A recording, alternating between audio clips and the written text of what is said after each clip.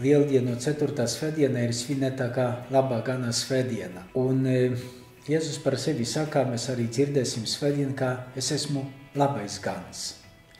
Šo vārdu labais var arī tulkot kā skaistais gans.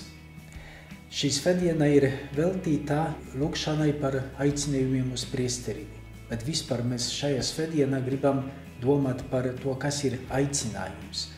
Jo atrast savu aicinājumu, tas ir tā kā atrast savu dzīves jēgu. Šodien arī daudzi jautā, kāpēc ir tik maz aicinājumu uz priesterību. Var pateikt arī tāpēc, ka ir arī maz aicinājumu uz ģimenes dzīvi. Jo no kurienes rodas priesteri, no ģimenēm nāk, viņi nekrīt no kosmosa. Tāpēc arī šodien vispār domājam par savu dzīves aicinājumu. Par to, ka es arī gribu atrast to savu dzīves jēgu.